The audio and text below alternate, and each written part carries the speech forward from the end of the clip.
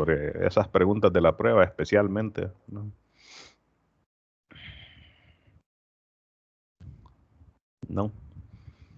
Bueno, pues veamos entonces de qué se trata o recordemos, ¿verdad? Creo en la mayoría de casos y en los que no recuerden nada, pues veamos de qué se trata eso de las bases y dimensión de un sistema o más bien de un espacio vectorial. Y bueno, puse ahí objetivos, que es comprender esos conceptos de base y dimensión de espacio vectorial. Primero, ¿qué es una base? Bueno, está relacionado con conceptos que hemos venido analizando anteriormente, que es independencia lineal y espacio generado. O sea, incluso cuando hablamos de espacio generado, ya les dije que quizás la principal razón para mencionarlo es que se utiliza como concepto para otras definiciones que vamos a ver, otras temáticas que íbamos a ver más adelante, y pues aquí comenzamos viendo eso. Pues fíjense, un conjunto de vectores, ¿verdad? B1 hasta Bn, numerado, ¿verdad? B1, B2, B3 hasta Bn, es una base para un espacio vectorial B si ese conjunto es linealmente independiente y además si el espacio generado por ese conjunto es el espacio vectorial. O sea, ocupamos dos requisitos para ver que un conjunto o para que un conjunto le llamemos base de un espacio vectorial, que el conjunto sea linealmente independiente y que el espacio generado por esos vectores sea todo el espacio vectorial. El caso quizás más simple, y más que todo porque ya hemos dado algunos detalles sobre ello, y es como de juntar esos resultados que teníamos anteriormente. En Rn, cualquier conjunto de n vectores que son linealmente dependientes genera Rn. Eso estaba en la sección anterior y aquí les indico en qué teorema estaba eso.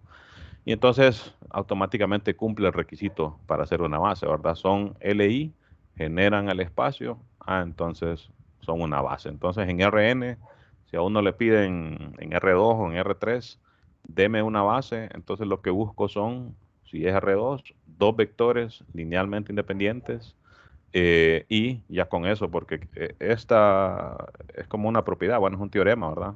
En Rn, cualquier conjunto de n vectores linealmente independientes genera al espacio. Entonces no tengo que chequear esto, ya lo chequeamos en general, o por lo menos lo mencionamos en general en el teorema este que estaba en la sección anterior. Y entonces, si busco una base para R2, lo que busco son dos vectores linealmente independientes.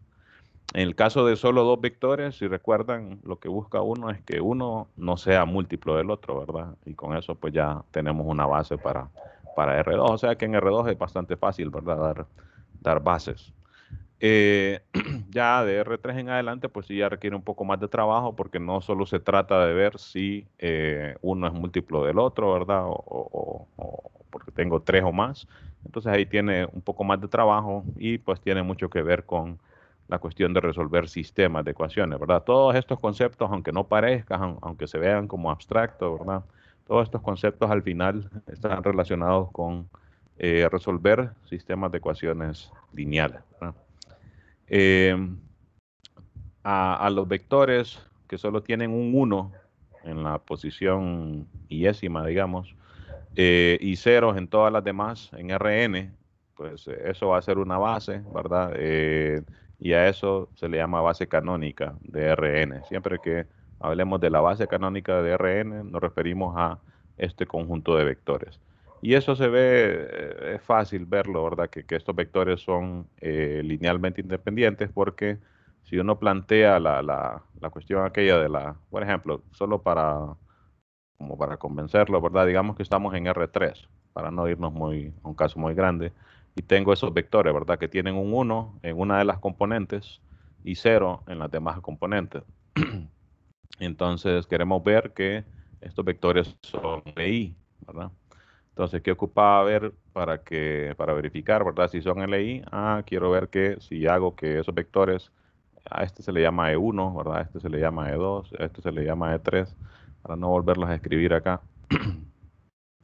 C1 por E1 más C2 por E2 y así, ¿verdad? Más C3 por E3, y si hago esto igual a 0, entonces para ser linealmente independientes yo tengo que ver que la única forma es que es las tres constantes esta, ¿verdad?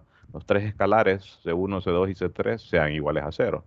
Pero si se fijan, si desarrollamos esta ecuación C1 por 1, ¿verdad? Aquí me va a quedar solo C1, ¿verdad? 0, 0, ¿verdad? C1 por E1, ¿verdad? C2 por E2, pues me va a quedar el C2 aquí, ¿verdad? 0, C2, 0, ¿verdad? Multiplico C3 por E3, 0, 0, y aquí me va a quedar C3, ¿verdad? Y cuando haga esta suma de vectores, ¿verdad? Me va a quedar C1. Y recuerden que el 0 depende del espacio vectorial en el que estamos trabajando, ¿verdad? Aquí como estamos en R3, realmente este 0 representa el 0 o la terna, ¿verdad? Que tiene 3 ceros, ¿verdad? Así para ahorrar, lo voy a escribir solo así. Y entonces si hacemos esta suma, C1 más 0, ¿verdad? Primera coordenada por primera coordenada, o más primera coordenada, pues me queda C1. Al ver la segunda solo me va a quedar C2 y al ver las terceras solo me va a quedar C3, ¿verdad? Y eso igual a 0. Aquí de repente sí conviene, ¿verdad? Poner el vector que es y uno dice, ok, para que esto sea igual a esto, tiene que ser que C1 sea igual a 0, C2 sea igual a 0, C3 sea igual a 0. Ah, entonces es cierto que son linealmente independientes porque si hago una combinación lineal de ellos igual a 0, la única opción es que los tres escalares sean 0. Y si se ponen a pensar, no es fácil de imaginarse que si yo repitiera esto en R4, en R5 y en Rn en general, pues va a funcionar de la misma manera, ¿verdad? O sea, no es difícil realmente verificar que esos vectores, ¿verdad? Que se le llama así, E1, E2, ¿verdad? Según la posición en la que está el 1, eh, ya eso va a ser una base, ¿verdad? Porque son n vectores linealmente independientes en Rn, ¿verdad? Pregunte Pablo.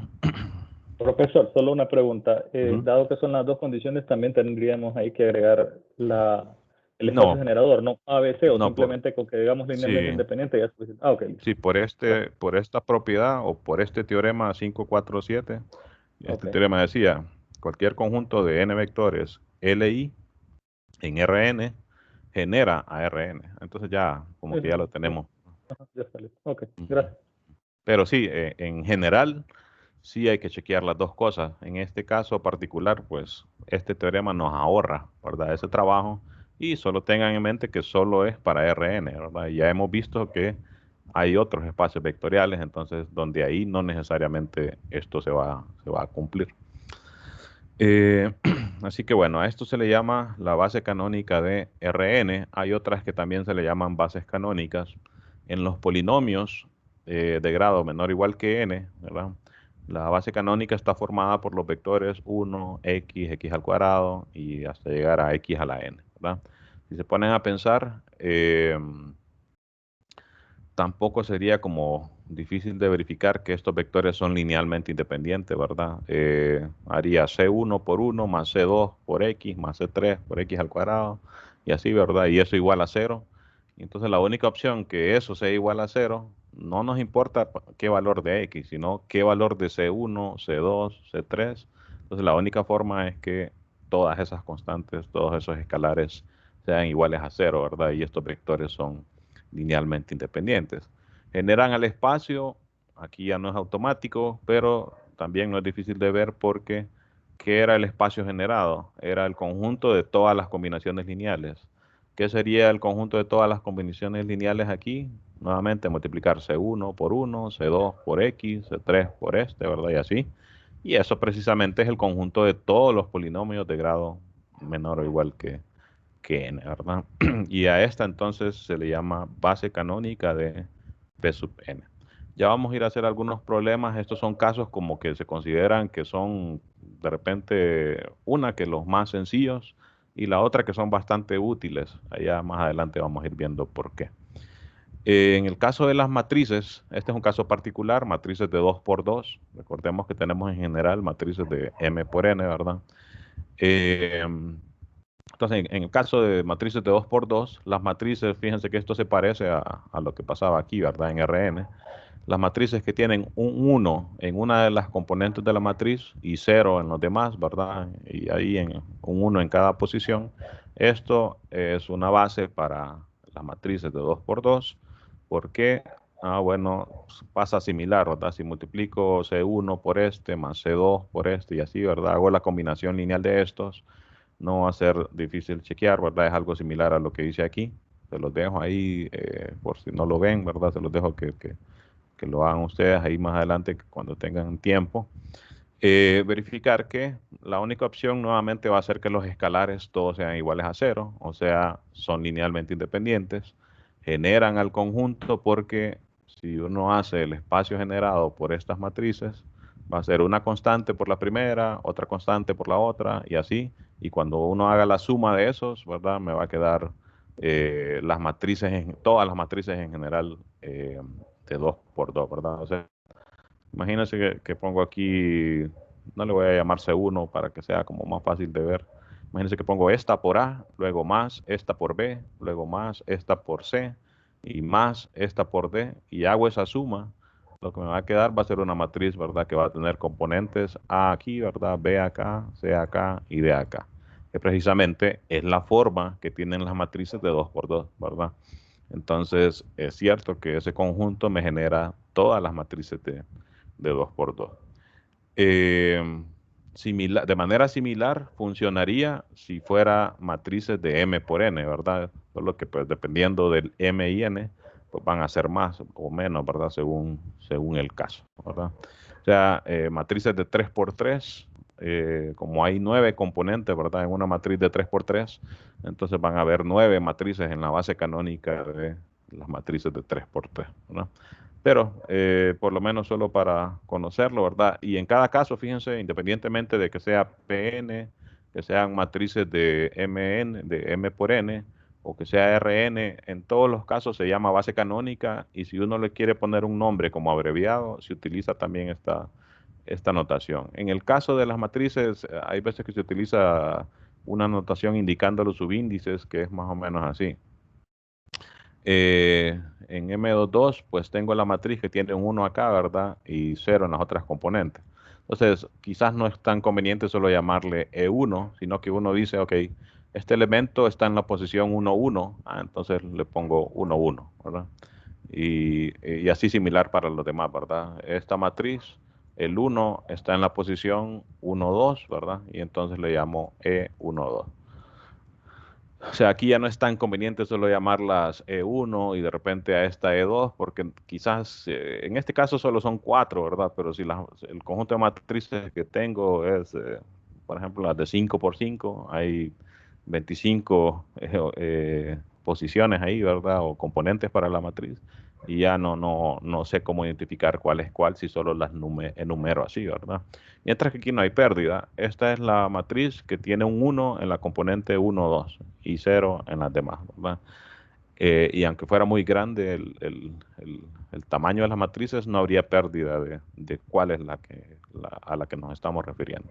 En el caso de los polinomios, ahí como que se asocia con el grado, ¿verdad?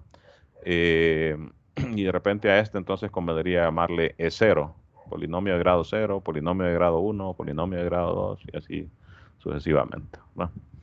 Entonces, por lo menos para estos tres espacios vectoriales, Rn, polinomios de grado menor o igual que n y matrices de m por n, tenemos unas bases como especiales que le llamamos bases canónicas, ¿verdad? Y están conformadas por estos vectores en cada caso.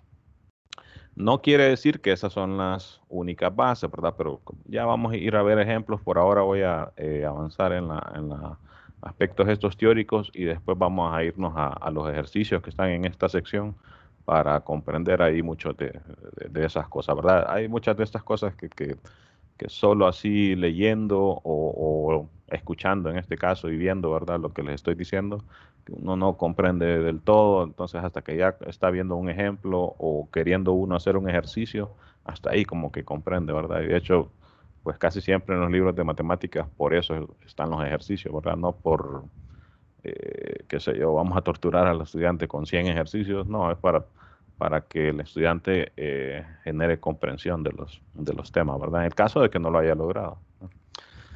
Ok, veamos entonces una serie de resultados que nos presentan en esa sección.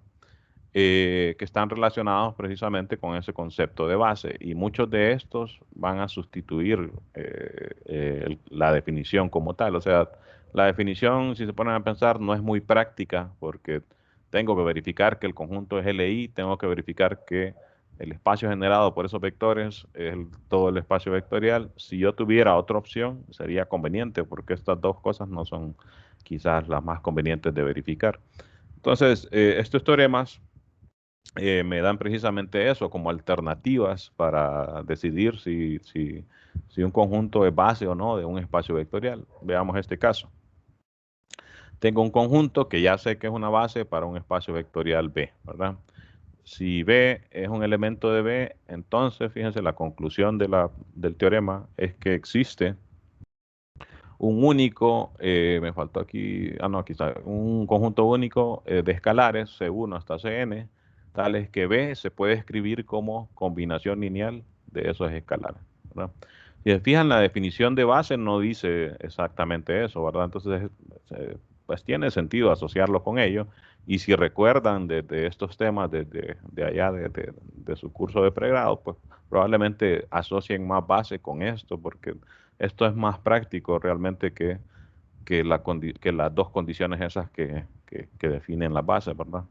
Entonces, fíjense, si yo ya sé que un conjunto es una base, entonces yo ya sé que cualquier vector, porque aquí no se le está dando ninguna condición a este vector B, es simplemente que sea un elemento del espacio vectorial. Entonces, cualquier elemento del espacio vectorial se puede escribir como combinación lineal, ¿verdad?, de los vectores que forman la base, y además esa representación es única, ¿verdad? O sea, para cada vector va a haber un conjunto único de escalares de manera que se cumpla esta ecuación, ¿verdad?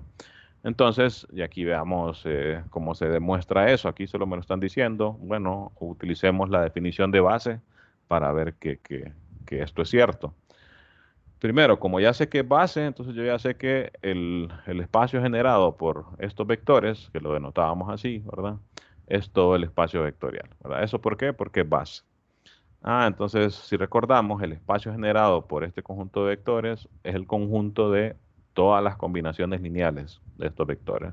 O sea, el conjunto de todas estas expresiones de esta forma, donde vamos variando las C, ¿verdad? C1, C2, van a ser cualquier escalar, ¿verdad?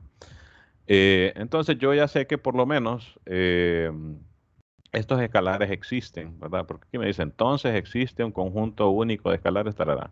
Entonces, con el hecho de que el espacio generado por B sea todo el espacio vectorial, yo ya sé entonces que cualquier vector que yo escoja en B va a ser alguna combinación lineal de estos vectores.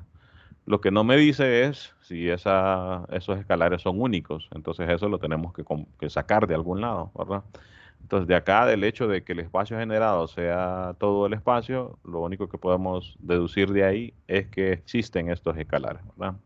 Entonces, nos falta ver que son únicos. Entonces, para ello, la típica estrategia cuando uno quiere comprobar que algo es único en matemáticas es asumir que no, asumir que hay por lo menos dos distintos, ¿verdad? Y si de verdad son únicos, entonces uno lo que va a llegar cuando uno asuma que no son únicos, ¿verdad? Es que hay alguna contradicción, ¿verdad? Ya vamos a ver en este caso, ¿verdad? Entonces, fíjense, suponemos entonces que existe más de una opción. O sea, que un vector B lo podamos escribir así, con los escalares C1, C2, Cn. Ya en este caso, si el vector B está como que fijo, como que tenemos el espacio vectorial, agarramos un B, ¿verdad? Ya ese lo tenemos como que escogido. Entonces, para ese B, asumimos que se puede escribir así, ¿verdad? Como combinación lineal de los vectores de la base, de esta forma, con estos escalares y con estos otros escalares, ¿verdad? Donde aquí asumimos que son distintos, ¿verdad? Eh, entonces, tenemos, fíjense que esta igualdad, o tenemos dos ecuaciones, B igual a esto y B igual a esto, ¿verdad? Entonces, solo la voy a escribir por lo menos de forma abreviada. Una que tenemos es C1 por B1 hasta el último, ¿verdad? Solo voy a poner el primero y el último, solo para ver la idea. Y tengo también que B es de 1 por B1, ¿verdad? Hasta el último, dn por bn, ¿verdad? Entonces decimos ahí, o dice ahí en la presentación, si restamos esas ecuaciones obtenemos esto. Bueno, si restamos estas dos, pues aquí b menos b va a ser 0, ¿verdad? Como cuando estamos resolviendo un sistema. Esto menos esto, noten que el b pues lo podemos como que agrupar, ¿verdad? Y decir, bueno, esto va a ser c1 menos d1 por b. Lo mismo por b1, lo mismo va a ser por todos los demás, ¿verdad? Y hasta llegar al último, ¿verdad? cn menos dn por bn, ¿verdad? Entonces, fíjense, lo que nos quedó es otra combinación lineal de los vectores estos B1, B2 hasta Bn, pero esta combinación lineal tiene en particular que es igual a cero, ¿verdad? Ah, ok, esto se parece a aquello de la independencia lineal, ¿verdad? Entonces, como ya sabemos, por el hecho de ser base, ¿verdad? Estos vectores forman una base, esa es la hipótesis del teorema. Entonces significa que esto, ¿verdad? Que generan al espacio y que son linealmente independientes. Ah, ok. Entonces, como son linealmente independientes, si esta combinación lineal de ellos es igual a cero, pues tiene que ser que todas esas constantes, todos esos escalares sean iguales a cero, ¿verdad? Y entonces, si todos estos son iguales a cero, eso obliga a que C1 sea igual a D1, C2 sea igual a D2, ¿verdad? Y así hasta los últimos, ¿verdad? Porque pues es como resolver despejar ahí, ¿verdad? Si esto es igual a cero, entonces despejo, C1 sería igual a D1, ¿verdad? Y lo mismo para todos los demás, ¿verdad? Entonces ahí tenemos la contradicción. Asumimos que habían dos representaciones distintas, ¿verdad? O sea, C1 distinto a D1, Cn distinto a Dn, y al final llegamos a C1 igual a D1. Contradicción, ¿verdad? Decimos al inicio que son iguales, concluimos que son distintos, perdón, concluimos que son iguales. Algo contradictorio. Por tanto, es falso lo que asumimos. ¿Qué asumimos? Que habían dos representaciones distintas, ¿verdad? Y entonces el hecho de que sea falso significa que es única la representación. Fíjense que acá las ideas que se utilizan para hacer este tipo de demostraciones son ideas lógicas, como les había mencionado en una clase anterior, ¿verdad? En este caso, la idea de la prueba, y eso lo pueden como imitar siempre que uno quiera comprobar que dos cosas, ¿verdad? Dos objetos matemáticos sean únicos. Entonces la estrategia usual es asumir que no, o sea que hay dos o más, ¿verdad? Normalmente con dos es suficiente. Trabajar con ello, ¿verdad? Y llegar a una contradicción que básicamente niega lo que habíamos asumido, que es que habían dos. Llegamos a que todas estas son iguales, entonces es mentira que hay dos, ¿verdad? Son la misma realmente, ¿verdad?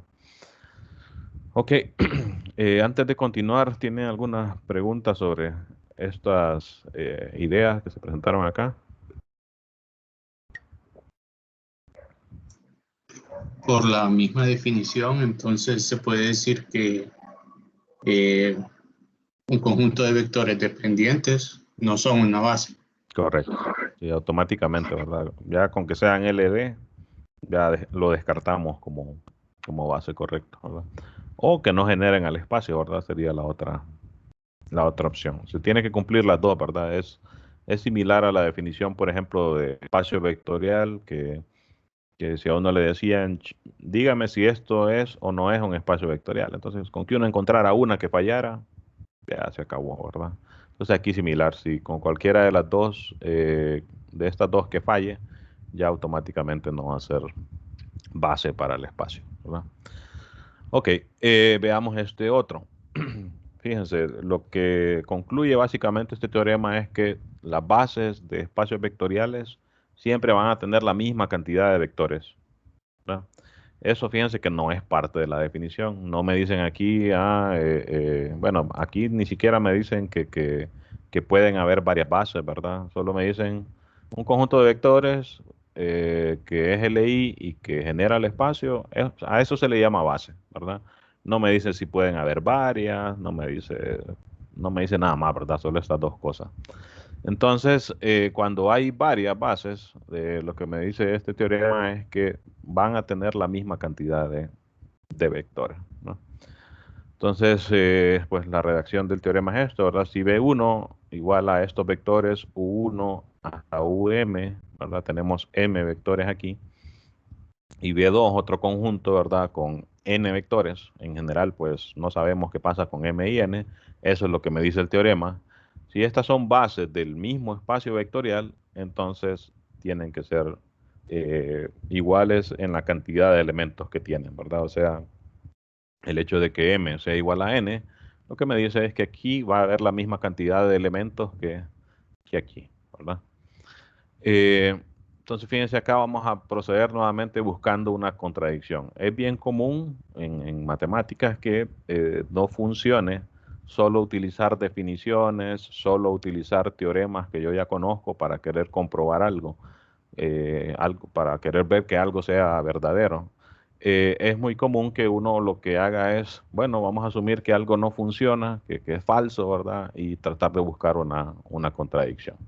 Entonces, fíjense, lo que vamos a asumir en este caso es que m es mayor que n, que fíjense que es contradictorio con el hecho de que queremos comprobar que m es igual a n.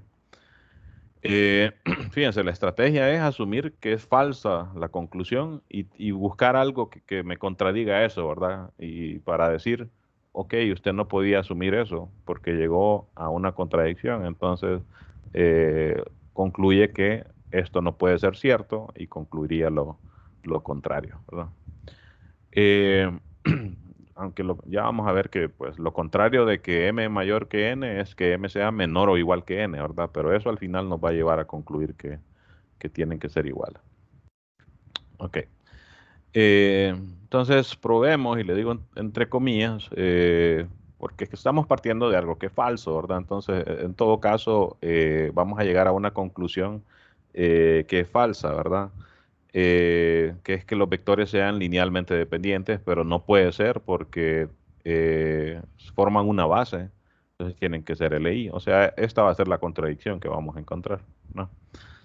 Este tipo de cosas normalmente cuando uno está como haciendo un problema no la puede anticipar. Uno es como que está probando, ok, voy a ponerme a ver, si asumo que esto ocurre, voy a ver qué pasa, ¿verdad? Y como que trabajando, a uno le surge la contradicción.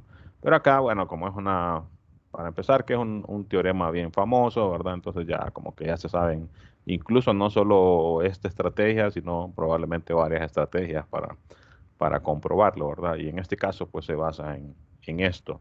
Asumir que m es mayor que n y vamos a ver que eso me va a llevar a que estos vectores que están en B1 sean linealmente dependientes, ¿verdad?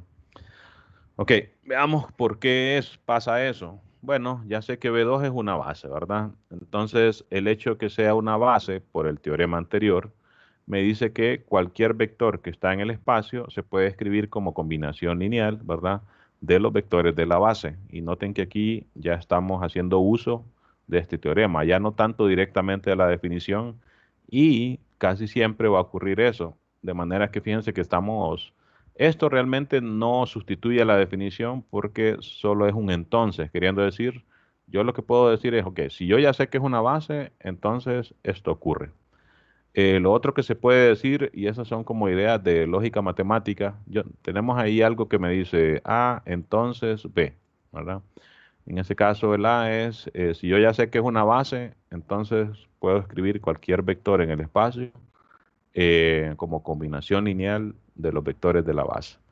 Yo no puedo decir al revés. Yo no puedo decir, si yo puedo escribir los vectores como combinación lineal, entonces va a ser una base. No puedo decir eso. No me dice eso el teorema, ¿verdad? Solo me dice, si esto ocurre, entonces esto ocurre. Lo que sí se puede decir, y esa es una propiedad, como les digo, de lógica matemática, es que si ocurre lo opuesto de B, que normalmente se denota así, bueno, en lógica matemática, esto es una forma de denotarlo. Creo que también se denota como B' o como B barra, no recuerdo qué otra forma. No sé, depende del libro de lógica que uno utilice. Esto lo que representa es lo opuesto de B, ¿verdad? Negar B. En este caso sería, si yo, la proposición o el teorema este dice si esto, entonces esto, ¿verdad? Entonces, ¿qué significa negar esto? Que, que, que no existe un conjunto único de escalares de tal manera que B se puede escribir así. Eso sería lo opuesto a que esto ocurra. Entonces, eso normalmente se denota así, así o así. Si a B yo le llamo una proposición, ¿verdad? Entonces, lo que sí puede decir uno es que si uno niega B, entonces sí puede concluir que va a ocurrir lo opuesto de A, ¿verdad? ¿Qué significaría en ese caso? Ah, que si los vectores no se pueden escribir como de manera única, como combinación lineal de los vectores de la base, que es la conclusión de nuestro teorema, entonces no va a ocurrir lo que la primera proposición, que en ese caso era que fueran una base. Si no se pueden escribir de manera única, entonces no va a ser una base. Eso sí se puede sacar de aquí. Hay otros teoremas que me dicen, la proposición A ocurre si y solo si la proposición B ocurre. Entonces, este tipo de proposiciones normalmente se le llaman caracterizaciones, en el sentido de que si, por ejemplo, en ese caso que teníamos ahí, en vez de solo decir aquí, entonces, hubiera dicho sí y solo sí, entonces cuando eso pasa, es como que uno puede sustituir eso por la definición como tal, ¿verdad? Y queriendo decir, si una cosa ocurre, entonces la otra, o si la otra cosa ocurre, entonces la primera también, ¿verdad? María, Licenciado, pero entonces en el primer ejemplo que nos dio tendríamos que asumir la primera proposición para poder asumir la segunda. O sí, es- aquí es como que si A es verdadero, entonces B es verdadero. y Eh, podríamos asumir la negación que hicimos de B sí, con A. entonces aquí es si no ocurre B, entonces no ocurre A. Ok, Algo así se leería esto, sí. gracias. Ujú. Si le llama la atención este tipo de cosas, pues es de buscar algún libro de lógica matemática o incluso de matemáticas discretas, que es como más amigable, más aplicado. Está el famoso libro de matemáticas discretas me escapó el nombre ahorita. Esta seguramente sale porque es como que el más famoso de Grimaldi. Creo que es el más famoso. Y ahí salen bastantes ideas ahí de similares a esto que les estoy presentando, ¿verdad? Si uno tiene una proposición de esta forma, que A implica B o A entonces B, entonces usted la puede cambiar por esta y ahí le dan otro montón de opciones por las cuales se puede cambiar, ¿no? Hay muchas y fíjense que es bastante útil para la parte esta de querer demostrar teoremas, porque muchas veces tener esas otras opciones es como que me da estrategias diferentes para poder atacar el problema. Lo usual es hacerlo de manera directa, o sea, utilizar las definiciones que uno tiene, utilizar los teoremas y haciendo puras deducciones, llegar a lo que uno quiere. Eso es como que lo usual, pero no siempre funciona. Hay veces que uno utiliza todas las hipótesis que le da el teorema y no ve cómo llegar a la conclusión. Entonces, la otra que se utiliza bastante es esta que hemos estado viendo ahorita, de proceder por contradicción, ¿verdad? Que asumo que es falso lo que quiero concluir y de hecho es precisamente este tipo de lógica, ¿verdad? Asumo que no se cumple la conclusión y veo que entonces no se va a cumplir lo que se asumía, ¿verdad? Pero hay otro montón de tipos de estrategias, pero como les digo, si nos metiéramos a eso, pues es como que una clase eso realmente. Pero si les llama la atención, búsquense un libro así como este. Hay libros que incluso son más específicos, eh, solo que no se me ocurre uno en particular. Demostraciones en matemáticas, y estoy seguro que no recuerdo algún libro de que sea solo de eso. Eh, Guía para estudiantes veamos qué sale aquí, solo para ojear más o menos. Demostración por inducción, aquí lo que hacen es por lo menos dar varios ejemplos. Demostración por reducción al absurdo. Y solo es un artículo bastante pequeño. Pero hay libros de esto, y como les digo, no se me ocurre ahorita uno en particular. Se me ocurre uno, pero no es conveniente para ustedes que están pensando más bueno, no es que están pensando, sino que están matriculados en una carrera que es más aplicada. Y yo como estudié matemática pura, entonces sí se me ocurren un par de matemática pura. Pero no, los puede enredar más que ayudar. Así que bueno, ya que que me desvíe en eso, volvamos acá. Recuerden que lo que estábamos diciendo es que vamos a negar que m es igual a n. En este caso, lo que estamos tomando como opción es que m sea mayor que n, ¿verdad? Que es una forma de negarlo. Podríamos decir que m sea menor que n, ¿verdad? Y seguramente se llega a algo también. Pero bueno, voy a proceder, de hecho, tomando las ideas que utilizan ahí en el libro. Entonces, decíamos, como B2 es una base, entonces todos los elementos de B1 se pueden escribir por el teorema anterior como combinación lineal de los vectores que están en B2. ¿Por qué? Porque este teorema funciona para cualquier vector que está en el espacio vectorial. Entonces, las bases son conjuntos de elementos que están dentro del espacio vectorial. O sea, las bases siempre son subconjuntos del espacio vectorial. Así como vimos en los ejemplos acá, ¿verdad? Estos vectores, si los vemos como un conjunto, ¿verdad? Es un subconjunto de Rn, ¿verdad? Estas matrices, este conjunto, ¿verdad? Es un subconjunto de las matrices de 2×2. Estos polinomios, ¿verdad? Es un subconjunto del conjunto de polinomios de grado menor o igual que n, ¿verdad? Entonces, como aquí tenemos dos bases, entonces, tanto estos vectores, perdón, como estos vectores son elementos del espacio vectorial. Y entonces, podríamos decir las dos cosas, que estos se pueden escribir como combinación lineal de estos y viceversa, ¿verdad? Que estos se pueden escribir como combinación lineal de los primeros. Y además el teorema me dice, el anterior, que eso se puede hacer de forma única, ¿verdad? Ya tenemos seguridad de eso por el teorema anterior, ¿verdad? Entonces, bueno, hacemos eso. Para cada uno de los vectores que están aquí, U1, U2 hasta UM, los escribimos como combinación lineal de los B, ¿verdad? Entonces, aquí como para diferenciar las constantes, pues se les llamó así como que fueran elementos de matrices A11, A12, A1n, a las constantes del vector U1, ¿verdad? A21, A22, hasta llegar hasta A2n, a las constantes del vector U2, y así hasta llegar al último, ¿verdad? Las de UM, AM1, AM2, AMN, ¿verdad?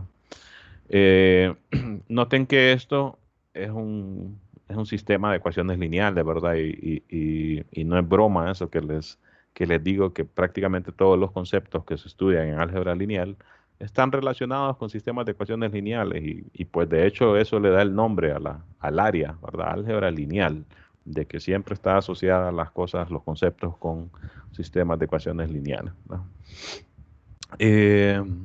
Entonces, ¿qué más podemos decir? Bueno, sabemos que se tiene ese sistema ahí, ¿verdad? A ver que la ruedita la tengo como que muy sensible, la ruedita del mouse. Supongamos que entonces estos son iguales a 0. ¿Por qué asumimos esto? De hecho, aquí tengo un errorcito, lo voy a remarcar. Es U1, U2, entonces UN, ¿verdad?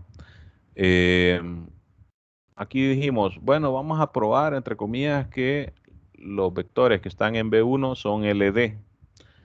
¿Qué ocupo ver para que son LD? Bueno, voy a asumir que una combinación lineal de ellos es igual a 0. Y si fueran LI, entonces concluiríamos que todos los escalares son 0, ¿verdad? Pero como son LD, entonces vamos a encontrar ciertas posibilidades ahí distintas de 0, ¿verdad? No todas 0, ¿no? Entonces, ¿qué pasa? Para cada uno de estos U1, U2, hasta el último, ¿verdad? Hasta UN, aquí como les digo es U, me equivoqué ahí al copiar. Ya teníamos aquí, ¿verdad? El sistema anterior, U1 es igual a esto. Entonces ahí lo podemos sustituir. En vez de U1, lo que estaba ahí, ¿verdad? U2 tenía su expresión, solo puse la primera y la última. UN, ¿verdad? Era igual a esto de acá. AM1, B1 hasta AMN, BN, que fue lo que puse ahí. AM1, B1 hasta AMN, BN, ¿verdad?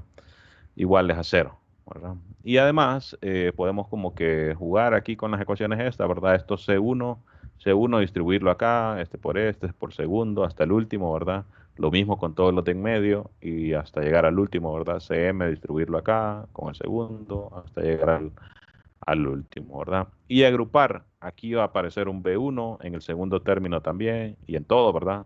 Hasta llegar al último. Entonces vamos a agrupar aquí para todos los términos que tienen al vector B1. Entonces agrupo los coeficientes, me va a quedar de esta primera parte A11 por C1. Y así, ¿verdad? En la segunda parte me va a aparecer otro, en la tercera me va a aparecer otro, y así hasta llegar al último que me queda AM1 por CM, ¿verdad? Todos esos van multiplicados por B1 y entonces es una especie como de sacar factor común, ¿verdad? O agrupar, ¿verdad? Esos términos. Y lo mismo con los demás, se haría lo mismo con B2, con B3 y así, ¿verdad? Hasta el final. Solo puse nuevamente el primero y el último, más que todo por el espacio. Al agrupar los términos que van con BN, pues me va a quedar A1N por C1, que esté aquí, y así, ¿verdad? Los términos de en medio, y en el último me va a quedar AMN por CM, ¿verdad? Que es el que puse aquí, ¿verdad? Aquí en medio pues va un montón ahí, ¿verdad? Solo puse los primeros y los últimos para abreviar, ¿verdad? Esas expresiones que en general serían bien grandes, ¿verdad? Si uno quiere escribir unos cuantos términos de ellas. Entonces, ¿qué pasa? Tenemos ahora una combinación lineal de los B sub i, ¿verdad? De B1, de B2 hasta Bn, y esta combinación lineal, ¿verdad? Igualada a 0. Noten que es una combinación lineal porque A11, AM1 y todos esos A son escalares, ¿verdad? Son los escalares que venían de la representación de los U, ¿verdad? De los UI podríamos llamarle. Entonces, A11, A12 y así hasta el último, todos esos son escalares, ¿verdad? Multiplicados por C1, que es escalar por escalar es escalar, ¿verdad? Y sumas de escalares también me dan escalares, o sea que toda esta expresión, ¿verdad? Hasta acá es un escalar, ¿verdad? Voy a quitar eso porque esta marca la dejo ahí cuando cometo algún error de dedo o de lo que sea. Entonces, todo esto es un escalar, lo mismo con el segundo, con el tercero y lo mismo con el último, ¿verdad? Escalar por escalar, más escalar por escalar, al final todo esto va a ser un escalar. Entonces, sí, esto es una combinación lineal de los vectores B1, B2 hasta el último y está igualada a 0, ¿verdad?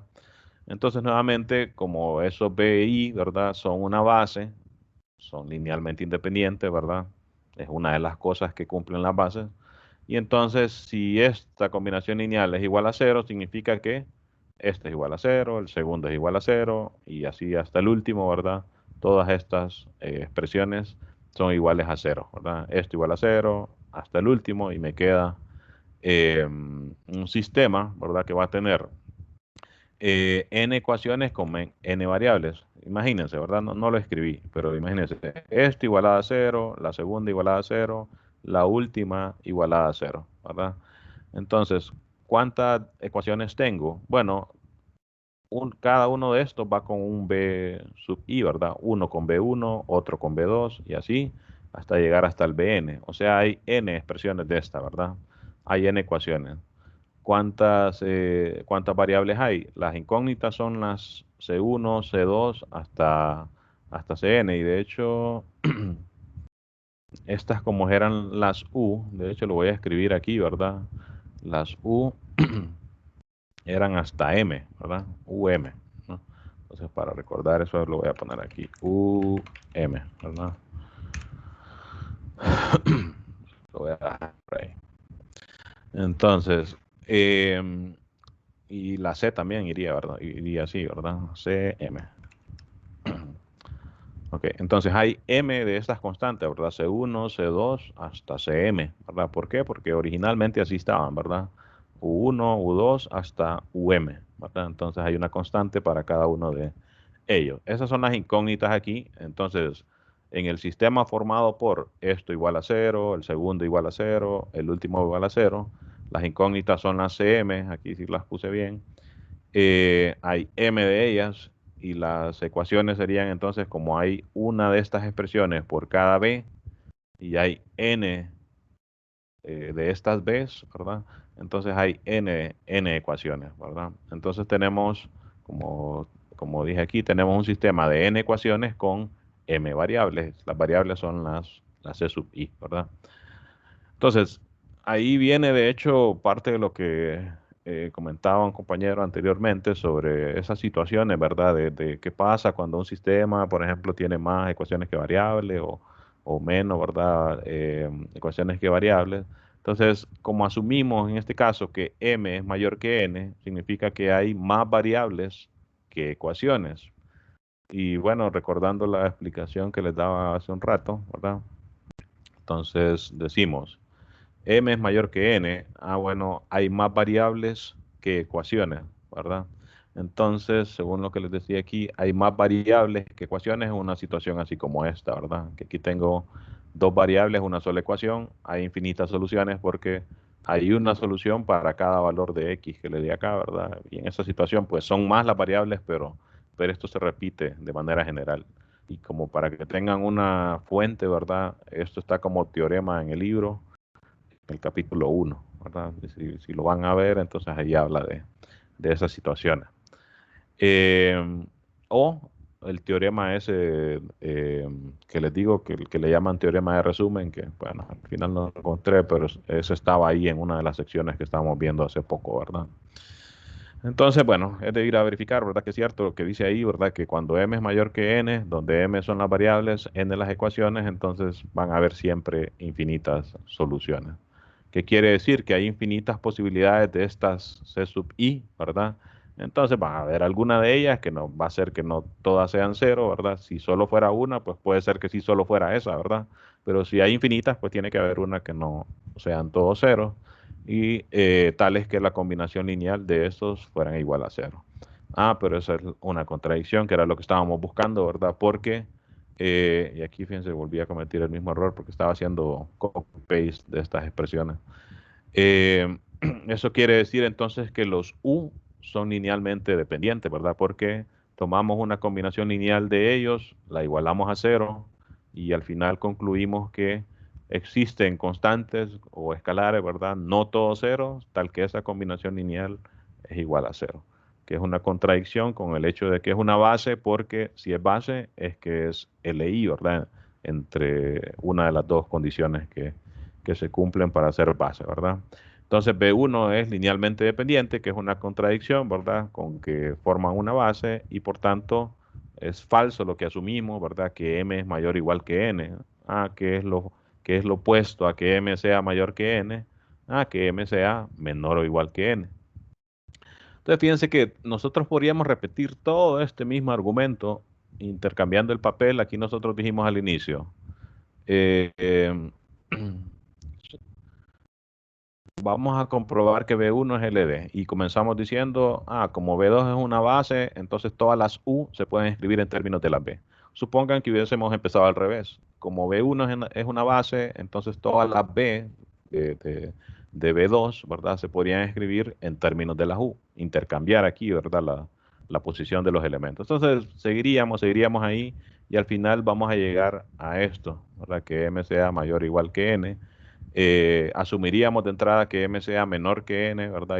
Y lo contrario a ello sería que m es mayor o igual que n. Y entonces si uno junta estas dos condiciones, que m sea menor o igual que n y que m sea mayor o igual que n, la única opción para que eso ocurra es que sean iguales, ¿verdad? Y esa es una propiedad de los números reales, ¿verdad? Piensen en la recta numérica, ¿verdad? Si m es menor o igual que n, bueno, puede ser que esté aquí m a la izquierda de n, ¿verdad? En la recta numérica. Pero si n también es menor o igual que m, bueno, entonces la única forma que eso ocurra es que realmente ambos estén en la misma posición, ¿verdad? Y entonces realmente son el mismo número real, ¿verdad?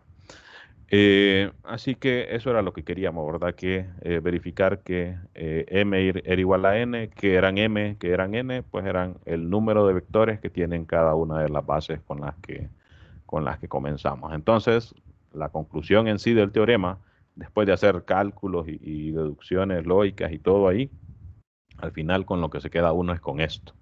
Ok, siempre que yo tome una base de un espacio vectorial, ya vimos que pues uno puede asumir que hay varias, ¿verdad? Entonces, cualquiera que tome siempre va a tener la misma cantidad de vectores. Entonces, para estos espacios, Rn, por ejemplo, aquí tenemos una base, tiene n vectores. Entonces, cualquier otra base de Rn, según ese teorema, va a tener también n vectores, ¿verdad? Pn tenemos una base aquí, tiene n más 1 vectores, ¿verdad? Entonces cualquier otra base va a tener n más 1 vectores, ¿verdad? Y lo mismo para las matrices, ¿verdad? En este caso, para las de 2 por 2 tenemos una base, tiene 4 elementos, significa que cualquier otra base también va a tener 4 elementos, ¿verdad?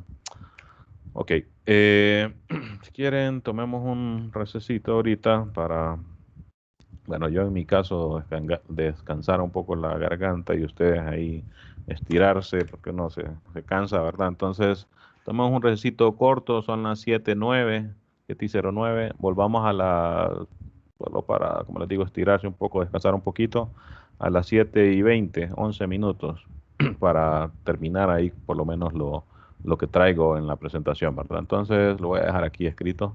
Volvemos a las 7:20 p.m., ¿verdad? Nos vemos en un ratito, ¿no?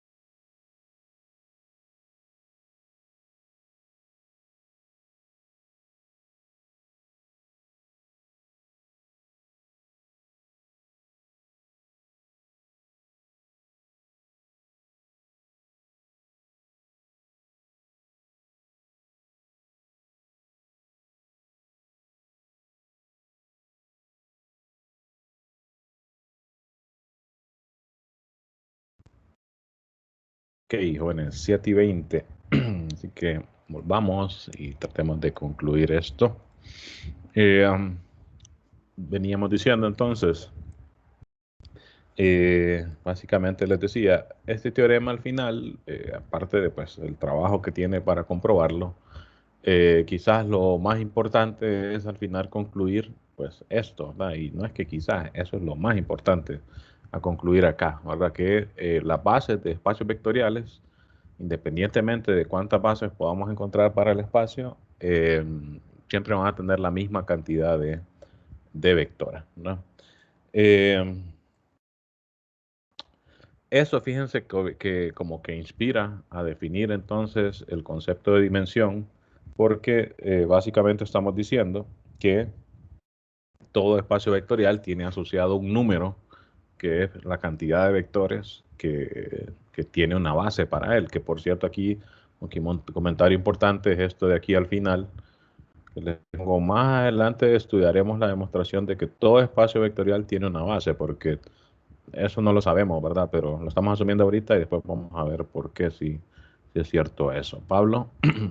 Profesor, la demostración que se obtuvo fue vía lineal, o sea, vía independencia lineal, pero esto es por construcción, por facilidad, o perfectamente se pudo haber demostrado también que esto era un espacio generador y la conclusión debía haber sido la misma.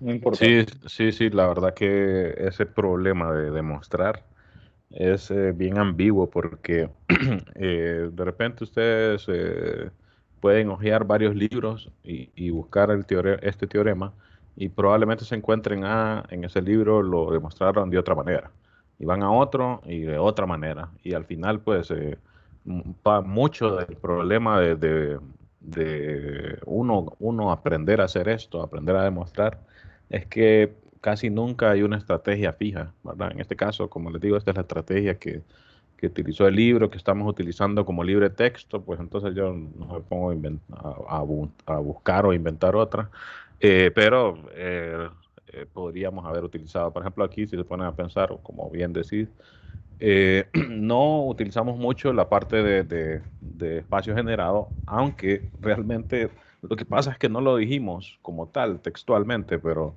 cuando nosotros estamos diciendo 1 es igual a esto, aquí estamos utilizando que realmente B1 es un generador, ¿verdad? Porque eso significaba que los Correcto. vectores se pueden escribir como combinaciones lineales, ¿verdad? Ujú. Entonces, tal vez está como implícito, ¿verdad? Y no lo dijimos explícitamente, como es un generador, tal cosa, ¿verdad? Pero cuando decimos es base, realmente ahí estamos utilizando el hecho de que también es generador, ¿verdad? Y además que la base que estábamos utilizando era el teorema anterior, que aquí también ya asumía que era base. Entonces, aunque no lo diga textualmente, ¿verdad? Estamos utilizando las dos cosas, ¿verdad? Independencia lineal y el hecho de que sea un generador, ¿verdad? Y la parte donde se usa que es generador es así, aquí, ¿verdad? Cuando decimos, el vector se puede escribir como combinación lineal. ¿Qué era espacio generado? Pues el conjunto de combinaciones lineales, ¿verdad? Entonces, realmente sí lo estamos utilizando, ¿verdad? Gracias, profesor. Ujú. Lo que sí, como les digo, no se extrañen, es, por ejemplo, yo les di otras dos opciones, creo, ¿verdad? Ahí en el sílabo de libros y no se extrañen que la estrategia que utilicen para demostrar esto sea diferente. Y ahí, de hecho, se vuelve casi como un arte porque depende de la creatividad de la persona para hacer una demostración realmente. Es una, por ejemplo, para uno de profesor que tiene que evaluar, hay clases de estas áreas de matemáticas donde a uno le dicen en un examen, demuestre tal cosa, ¿verdad? Entonces el profesor tiene que evaluar si el estudiante demostró o no la cuestión, ¿verdad? Entonces, incluso para uno de profesor es bien difícil porque no es como los ejercicios prácticos que incluso uno hace una pauta, ¿verdad? Y chequea con la pauta y si lo hizo igual bien, si no, pues mal, ¿verdad? Y tal vez un poco de variaciones ahí, pero no se sale mucho, ¿verdad? De la pauta. Acá no, ¿verdad? Imagínense que yo les ponga una demostración de algo. eh, no sería raro que todos escriban cosas distintas, ¿verdad? Y que varias de ellas estén buenas, varias de ellas estén malas. Entonces es bien complicado hasta desde ese punto de vista. Se espera que en algún momento, yo quizás no esperaría que en este curso ustedes salgan ya haciendo demostraciones, pero que ahorita que ya vayan teniendo una idea. Después del curso de análisis, propedéutico de análisis, ahí sí ese curso trata bastante de entender esas ideas lógicas y ya de poder replicarlas. Y ya en ese punto sí creo que van, bueno, si les va bien y todo, pues ya van a tener una mejor idea de cómo hacer esto. Y ya para algunos cursos de su maestría, los que les mencioné la vez pasada, que son como que los más teóricos, pues ahí pues sí es probable que los cursos se basen en eso prácticamente, ¿verdad? Entonces es como irse acostumbrando, ¿verdad? Una maestría en matemáticas, a menos que sea bien técnica la maestría, que por ejemplo solo se base, por decirles algo, en uso de software para, qué sé yo, hacer modelaciones o para utilizar o aplicar modelos estadísticos y que el enfoque de la maestría sea uso de software. Entonces ahí pues, bueno, se va a hacer máster en usar software, ¿verdad? Pero aquí no, el nombre de la maestría es maestría en matemática, o sea que usted va a ser matemático al terminar y el matemático con lo que más se enfrenta es con este tipo de cosas, ¿verdad? Luis. Sí, solo para mencionar que ese tipo de demostraciones así en matemáticas son bastante fuertes, pues así Sí. cuando digamos no podemos demostrar una situación, pues suponer lo contrario y llegamos a Sí, contradicciones, entonces bastante, bueno, sí, se usa usted, bastante, ¿verdad? Sí. en este punto yo lo que le recomiendo es como que traten de imitar las ideas por ahora, ¿verdad? Y ya cuando uno se va acostumbrando, ya ha practicado bastante, ya a uno le surgen las ideas. Voy a intentar tal cosa aquí.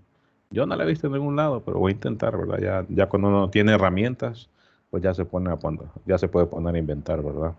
Pero por ahora, lo que les recomiendo es tratar de imitar las ideas, claro, entendiendo lo que se está haciendo, ¿verdad? No solo es una cuestión de, voy a escribir esto, ¿verdad? Y imitarlo tal cual, sino imitar las ideas, cómo se usan, ¿verdad? Y cómo...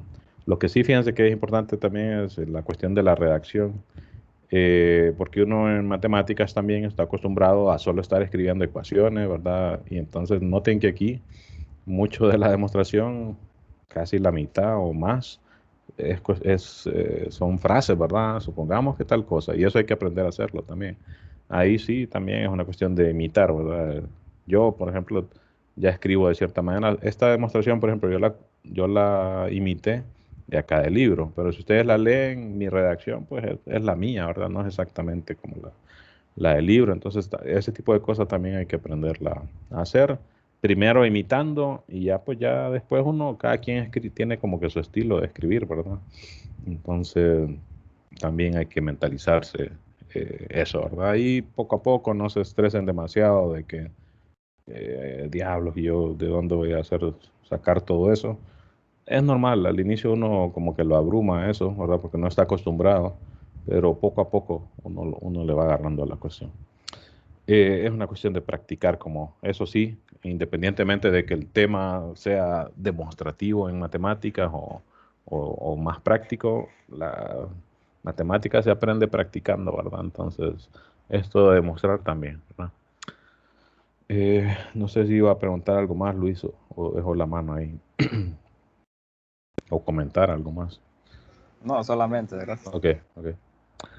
Eh, bueno, entonces decíamos, como todo espacio vectorial, vimos que pues cumple que cuando tienen base, ¿verdad? Eh, la cantidad de vectores que están en ella son las mismas, entonces como les decía que eso como que inspira a decir, ok, ese número parece entonces que va a ser importante, ¿verdad? Y a ese número es el que se le llama dimensión. Entonces, si tenemos un espacio vectorial con una base que tiene una cantidad finita de elementos, así como estábamos asumiendo, por ejemplo, en el teorema anterior, o como los ejemplos que vimos, ¿verdad? Cuando definimos base, entonces decimos que la dimensión del espacio es esa cantidad de vectores. Y además decimos que el espacio vectorial es de dimensión finita. Viendo los ejemplos que teníamos aquí, o de hecho creo que ahí después de eso lo volví a poner, sí. Déjenme terminar la definición. Si no, o sea, si no es finita, ¿verdad? La cantidad de elementos, entonces decimos que el espacio vectorial es de dimensión infinita. Además, por definición, vamos a decir que si el espacio vectorial es cero, ¿verdad? Que solo tiene al cero, entonces su dimensión la definimos como cero. Noten que quizás uno podría decir, bueno, pero tiene un vector, ¿verdad? Y ese forma la base. Pero bueno, por definición se define como cero, ¿verdad? No es una cuestión de preguntarse por qué es, bueno, así se definió y realmente sí tiene sus razones para definirse de esa manera. La notación, porque va a aparecer bastante la cuestión de la dimensión, es pues del nombre de dimensión, ¿verdad? Y se denota como dim de B, dimensión de B. Es parecido como a un le definían dominio de una función, ¿verdad? Dom de F lo escribía normalmente uno. O el rango, ¿verdad? Rank de F, ¿verdad? Entonces la dimensión se denota como dimensión y el espacio vectorial, ¿verdad? Como les dije anteriormente, más adelante vamos a ver que realmente uno sí puede asumir que cualquier espacio va a tener una base, ¿verdad? Que eso definimos base, ¿verdad? Base es un conjunto que es LI y que genera el espacio, pero no está implícito, ¿verdad? Que para cualquier espacio vectorial que yo tome, pues va a tener una base, ¿verdad? Eso no me lo dice la definición, ¿verdad? Entonces es algo que hay que comprobar, ¿no? Bueno, entonces basados en los ejemplos que teníamos anteriormente de base, solo como reescribiendo la cosa, la dimensión de Rn es n, porque allá dijimos que esos vectores, ¿verdad? E1 hasta n formaban una base, ¿verdad? La dimensión de P sub n, polinomios de grado n, es n más 1, porque estos formaban la base canónica, ¿verdad? Esta es una base. Entonces, ojo, ¿verdad? Recuerden, no estamos diciendo que esta es la única base, sino que si hay otra, entonces va a tener esta misma cantidad de vectores. Ya cuando veamos, no sé si nos dará chance hoy, pero cuando hagamos ejemplos, vamos a ver que Rn tiene otras bases, los polinomios tienen otras bases, y las matrices también, y en general cualquier espacio puede tener varias bases, ¿verdad? La dimensión de las matrices de m por n es, pues, fácil de recordar, es m por n, ¿verdad? ¿Por qué? Porque, por ejemplo, en el caso que teníamos ahí, que eran las de 2 por 2, teníamos 4 matrices, ¿verdad? Que es precisamente 2 por 2, ¿verdad? 4. Si las matrices que estamos considerando son de 5 por 2, por decir algo, entonces la dimensión va a ser 10, queriendo decir que van a haber 10 matrices, ¿verdad?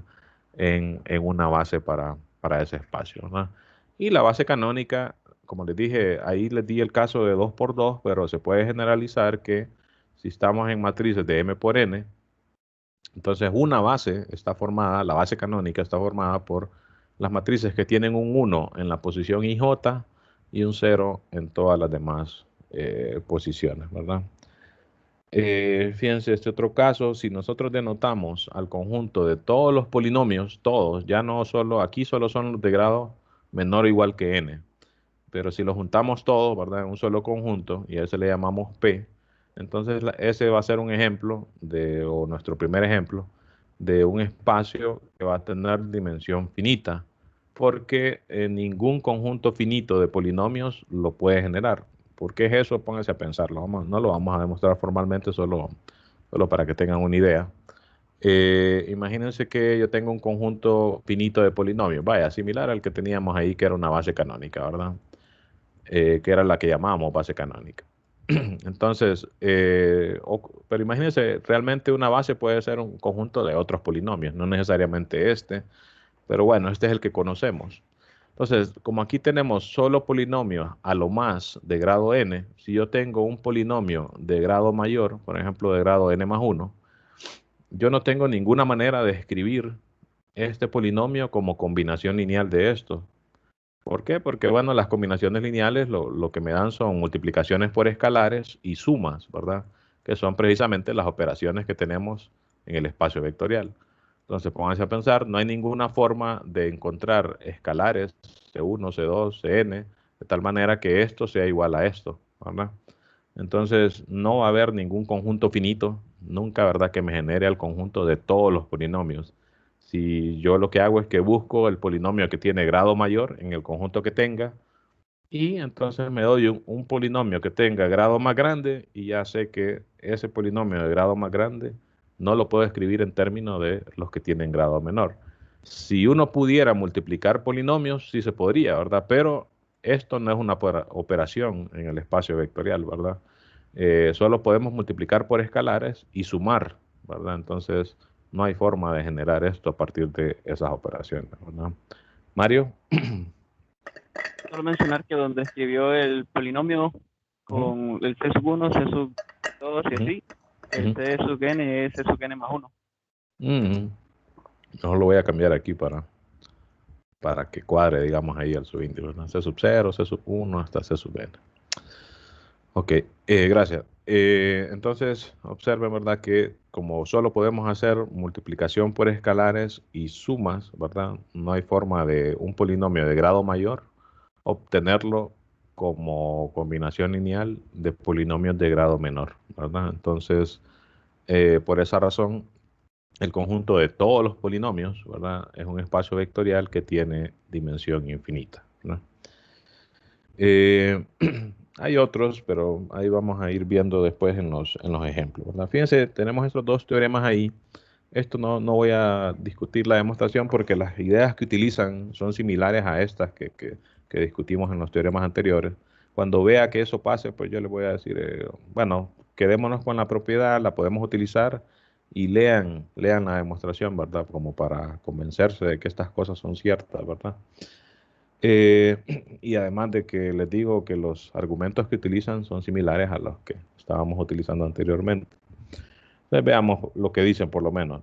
Este dice, suponga que tenemos un espacio vectorial B de dimensión n y tenemos un conjunto de m vectores, U1 hasta UM, que son LI, ¿verdad?, en el espacio vectorial.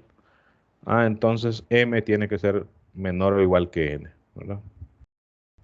Bueno, de hecho no es difícil de verlo, incluso quizás sin necesidad de ir a escribir allá, así que redactar una demostración, ¿verdad? Ya sabemos que el concepto de dimensión viene de las bases, ¿verdad? Entonces, esto quiere decir que una base tiene n vectores, que son LI, ¿verdad? Entonces, si yo tengo un conjunto LI de vectores en el mismo espacio, pues por el teorema también que dijimos que toda base tiene que tener la misma cantidad de vectores, si hubiera uno que tiene más vectores, entonces ese podría ser una base, ¿verdad?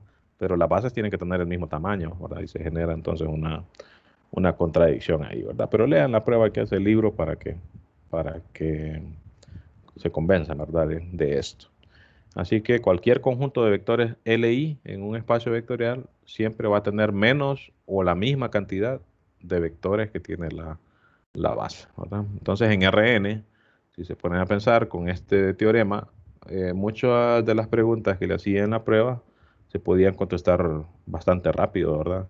Si ya hubiéramos visto porque si yo tengo, por ejemplo, 3 vectores en R2, la dimensión es 2, entonces no pueden ser LI, ¿verdad? Tienen que ser forzosamente LD.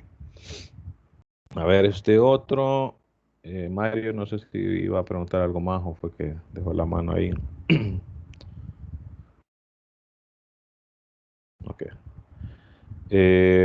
CH dice subespacio. Recuerden que les dije que este símbolo también a veces se utiliza para decir de forma abreviada H es subespacio de B. No lo utiliza el libro, lo utilizo yo ahí como para escribir menos, ¿verdad? Sea H subespacio de B y donde B es un espacio vectorial de dimensión finita, ¿verdad?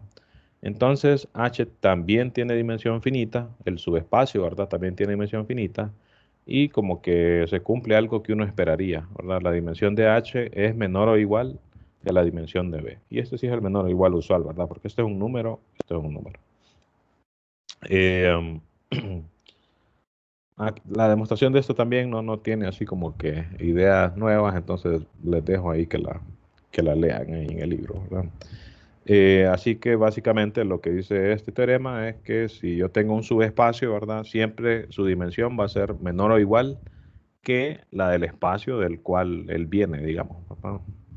Y de aquí mismo se puede sacar que cualquier espacio vectorial que contiene un espacio vectorial de dimensión finita, entonces también va a ser de dimensión finita, porque si la dimensión del espacio es más grande o igual que la del subespacio, ¿verdad? Y un subespacio tiene dimensión infinita, entonces por fuerza el espacio más grande tiene que tener dimensión infinita también, ¿no? Ok, ya esta demostración si tiene algunas ideas un poquito diferentes, entonces sí vamos a discutirla. Cualquier conjunto de n vectores linealmente independientes en un espacio vectorial B con dimensión n constituyen una base. Fíjense lo que dice, cualquier conjunto de n vectores LI en un espacio vectorial B en el cual la dimensión del espacio es n, entonces automáticamente van a ser una base. Fíjense que esto cuadra con cosas que habíamos dicho antes, ¿verdad? En Rn, ahora ya sabemos que la dimensión de Rn es n, ¿verdad? Entonces, si tengo un conjunto de vectores que es Li, entonces, y la dimensión yo ya sé que es n, pues forzosamente se tiene que ser una base para el espacio. Entonces, esto también como que me ahorra chequear la parte esa de generar, ¿verdad? Al espacio, ¿no? Pero lo bueno de este es que nosotros teníamos un teorema parecido, pero solo para Rn, ¿verdad? Y este ya no me dice que solo es para Rn, sino para cualquier espacio vectorial que tenga dimensión n, ¿verdad? Veamos entonces cómo se comprueba. Consideramos una base, ¿verdad? La llamamos B para abreviarlo. Este es un subconjunto de B, o más bien, simplemente aquí no decimos que es base, sino que es un subconjunto de B. Si este conjunto genera AB, entonces es una base, porque ya, ya sabemos que la dimensión, y de hecho aquí creo que tenemos que decir que son LI estos, ¿no? O sea, no solo decir que es un subconjunto, sean estos un subconjunto LI, lo voy a poner por aquí. Sean estos subconjunto de B y LI, lo voy a poner ahí. Esta presentación se la voy a subir y entonces, bueno, que quedan estas correcciones por ahí. Entonces estos vectores LI, tomamos un conjunto de n vectores LI en B. Si generan AB, entonces, bueno, ya se tienen las condiciones de que, para que sea una base, ¿verdad? Que sean LI y que generen al espacio. Si no, ¿verdad? Si estos vectores no generan al espacio, entonces existe algún otro vector, ¿verdad? En el espacio que no está en él, ¿verdad? Es una situación como de conjunto, ¿verdad? Tengo un subconjunto que es el generado, ¿verdad? Por el conjunto que llamamos B. Tengo el espacio vectorial que es como en general más grande, ¿verdad? Si resulta que lo generan, pues realmente van a ser el mismo, ¿verdad? Como que no va a haber nada aquí. Si no, entonces quiere decir que sí va a haber algún vector por acá, ¿verdad? Que es el que estamos llamando ahí U, ¿verdad? Si el espacio generado por B no es todo B, entonces va a existir otro vector ahí, ¿verdad? Que no va a estar acá, ¿no? Eso es lo que estamos diciendo ahí. Existe un U, ¿verdad? Tal que no está en el generado por B. Entonces, si hacemos, fíjense, la combinación lineal de los vectores estos, ¿verdad? Junto con el U, ¿verdad? C1 por B1, Cn por Bn, y otra constante más por U, igual a 0. Entonces, tiene que ser que C1 sea igual a 0. ¿Por qué? Esto no es evidente, ¿verdad? Pero aquí decimos por qué. ¿Por qué? Porque si no, o sea, si no fuera 0, entonces nosotros podríamos despejar para U acá, ¿verdad? Pasar todos estos a restar, ¿verdad? Por eso este menos aquí. Estos quedan positivos, ¿verdad? Tomando el menos como de factor común. Y el Cn más 1, ¿verdad? Como es una constante distinta de 0, entonces yo podría dividir a ambos lados de la ecuación entre esa constante, ¿verdad? Y me quedaría así. Entonces, luego yo podría multiplicar cada escalar por este, ¿verdad? Escalar por este, que también es un escalar. Entonces estaríamos diciendo que U es una combinación lineal de los B1, B2 hasta Bn. Pero eso no puede ser porque aquí estamos diciendo que U no pertenece al generado por B, que está formado por precisamente combinaciones lineales así, ¿verdad? Entonces, por eso tiene que ser que Cn más 1 tenga que ser igual a 0, ¿verdad?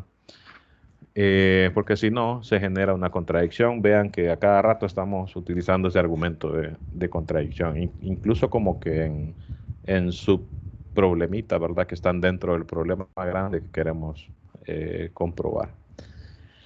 Ok, entonces, cuando asumimos que una combinación lineal de los B1 hasta Bn e incluido el U nuevo, ¿verdad? Que tomamos, es igual a 0, ya tenemos que este Cn más 1 es igual a 0.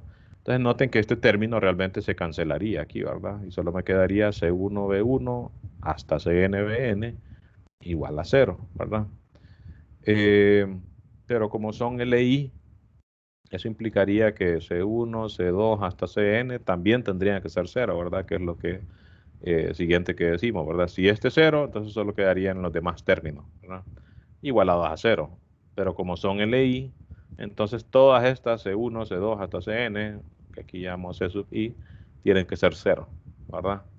Ah, pero entonces, si este es 0, y como todo, aquí copié lo mismo otra vez, ¿verdad? Esto hay que borrarlo ahí. Estos documentos los genero en LaTeX, entonces en todo caso después lo puedo ir a modificar, porque esto sí ya es como que no sé por qué copié lo mismo, creo que le di copy paste o algo así. O sea, eso no me deja seleccionar bien. A ver, ahí con cuidado ahí. Ok, eso hay que quitarlo. De hecho, vamos a ver si me deja aquí tachar o algo así.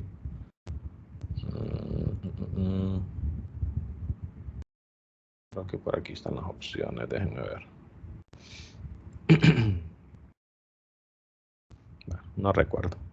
Pero bueno, ahí solo fue que copié 2 veces lo mismo. Luego entonces, estos vectores, los B1, Bn, junto con el U, son LI. ¿Por qué? Porque concluimos que todas las constantes, ¿verdad? En la combinación lineal de ellos son 0, ¿verdad? Tanto los C1 hasta Cn de los Bn, ¿verdad? De los B1 hasta Bn, como la nueva constante que se le puso aquí a la U, ¿verdad?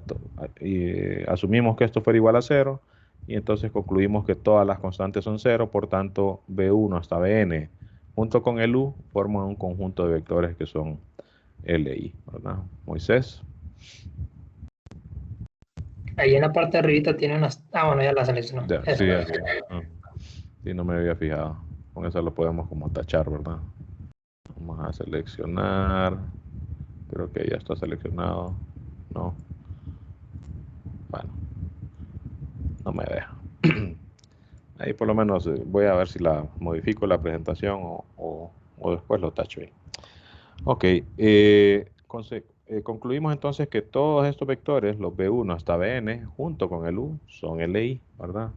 Entonces, fíjense, si nosotros consideramos el espacio generado por todos esos vectores, ¿verdad? Los B1 hasta Bn, junto con el U, entonces, como son LI, y estamos considerando el espacio generado por ellos, entonces esos vectores forman una base para este que llamamos aquí W, porque son LI y lo generan, ¿verdad? Entonces eso implica que la dimensión de este subespacio es, tengo n vectores aquí y uno más, ¿verdad? Es n más 1. Pero W está formado por vectores del espacio más grande que tengo, ¿verdad? Que es B. Y en todo caso, pues no se pueden salir de aquí, ¿verdad? Entonces, W es un subespacio de B, ¿verdad? Pero por el teorema anterior, nosotros dijimos, la dimensión de W tiene que ser menor o igual que la dimensión de B, ¿verdad? Contradicción, porque aquí estamos diciendo que la dimensión de W es n más 1 y la dimensión de B es n, ¿verdad? Entonces estamos diciendo lo contrario, que la dimensión de W es n más 1, que es más grande que la de B.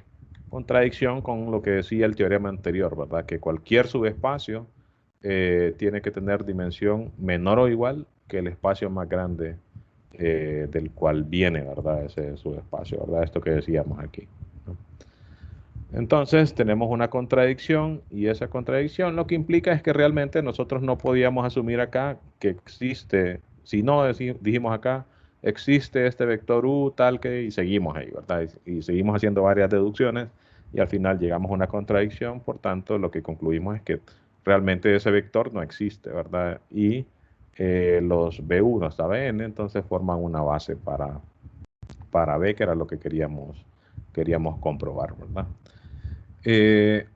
Así que noten, ¿verdad? Aquí ya quizás se utilizan unas ideas quizás un poquito diferentes, aunque ya se va apareciendo todo lo que uno va diciendo, ¿verdad? En estos teoremas. Y como les digo, es una cuestión, como dice, acostumbrando a, por lo menos por ahora, a leerlo y poco a poco a tratar de imitarlo, ¿verdad? Como digo, en general, por lo menos al ustedes salir de la maestría en matemáticas, tienen que poder hacer este tipo de deducciones, aunque no va a ser el énfasis, ¿verdad? El énfasis realmente es lo aplicado, pero como les digo, hay algunas clases que tienen bastante componente teórico que trata de hacer deducciones así, entonces uno tiene que irlo aprendiendo, ¿verdad? E incluso en las tesis de maestría, ustedes pueden ver algunas de las que se han hecho. Vamos a ver si encuentro una rápido. A ver, ya lo había googleado por aquí. De hecho, les recomiendo dos cosas. Pueden ver, por ejemplo, este boletín, donde aquí, de hecho, yo mismo es que he puesto a trabajar los estudiantes en como pequeños proyectos de investigación en algunos casos y otros en avanzar en su tesis. Y si ustedes ven ese documento, lo que tiene es, bueno, ya yéndonos al contenido, son ciertos trabajos que han hecho estudiantes de las promociones anteriores. Les recomiendo que le den una ojeada por lo menos para ver, ok, si estos estudiantes de las secciones anteriores o promociones anteriores hicieron eso, pues esperaría de repente que yo tenga que hacer algo similar, ¿verdad? Y sí, ¿verdad? Entonces les recomiendo que le den una ojeada a esos documentos para que tengan una idea. En el primero solo habían estudiantes de la orientación de ingeniería, pero ya en este segundo sí hay de las dos. Voy a mostrar rápidamente. Bueno, con el índice se puede ver más o menos. En el índice, por ejemplo, incluso aquí hay un profesor que presentó algo ahí. Estos son de matemática aplicada. Ya esto sí es de estadística, por ejemplo, modelo estocástico presa predador. Aplicaciones de modelos VAR, al análisis, todas esas cuestiones son de estadística, entonces ustedes pueden ir a ver esos trabajos como para darse una idea, ¿verdad? Ok, si ese estudiante de la promoción anterior trabajó eso, pues se esperaría que yo haga cosas similares, ¿verdad? Para que vayan teniendo una idea como que a qué van, ¿verdad? Y aquí estos son trabajos bien preliminares. Esta es una de las cosas que les recomiendo que ojeen. La otra es la parte de las tesis, creo que aquí hay por lo menos dos o tres hay. Lo único que las tres son de matemática aplicada, no hay ninguna aquí de estadística. Entonces, por lo menos los de matemática aplicada te pueden dar una idea por ejemplo, qué tan prácticas son esas tesis o qué tan teóricas, ¿verdad? Ojo, las tesis sí pueden variar mucho. Puede ser que uno haga un trabajo que sea bien práctico, ¿verdad? Pero siempre va a haber un componente teórico por ahí. Fíjense esta tesis, aquí tienen teoremas, ¿verdad? Y hacen la demostración, ¿verdad? Y bueno, tienen un montón de trabajo ahí. Ya esto se ve como más práctico, ¿verdad? Algunos integrales. Eh, Lema, que es como un teorema pequeño, y hacen la prueba, ¿verdad? O demostración. Teorema, ¿verdad? Eh, y supongo que esto es parte de la demostración, ¿verdad? Y así. Entonces, bueno, digo, no necesariamente es que ustedes tienen que hacer algo exactamente igual, porque las tesis varían realmente de tema en tema, por ejemplo, las tesis de matemática aplicada son bastantito diferentes que las tesis de estadística, pero ambas tienen un componente teórico y un componente práctico. Unas más que otras, ¿verdad? Por ejemplo, esa que estaba hojeando ahorita, de hecho, es bastante teórica. Y entonces lo que tiene, si se fijaban, era teorema, demostración. Y hay otras más prácticas que sí tiene una parte teórica, ¿verdad? Un par de teoremitas y su demostración, pero que se enfoca más en, por ejemplo, ok, nosotros vamos a comparar estos modelos aplicados a tal situación bien específica, ¿verdad? Y las conclusiones de ese tipo de trabajos es, ok, este modelo es mejor para este tipo de problemas, ¿verdad? Y entonces uno recomienda a las personas que lo van a utilizar que apliquen entonces ese modelo, ¿verdad? Y ese tipo de trabajo pues lleva un componente más práctico que, fíjense, de repente uno por la costumbre que tiene pensaría, entonces yo me voy a ir por lo práctico porque es lo que he practicado más.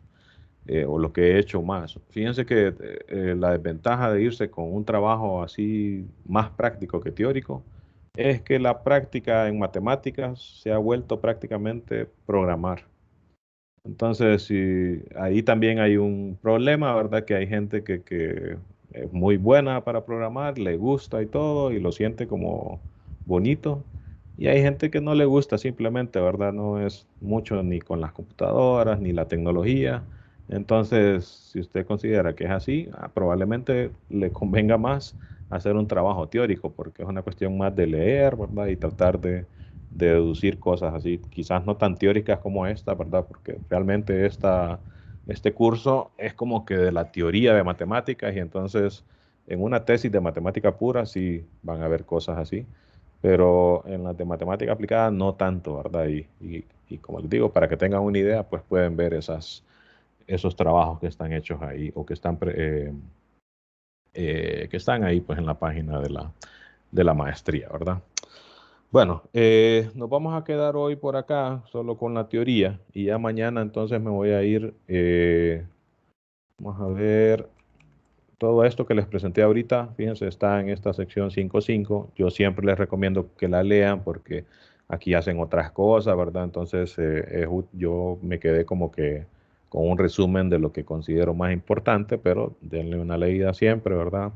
Y mañana entonces vamos a hacer problemas de estos para ver cómo se pueden aplicar todos esos teoremas que vimos pues hoy, que es la parte teórica, ¿verdad? No sé si alguien tiene alguna consulta, comentario.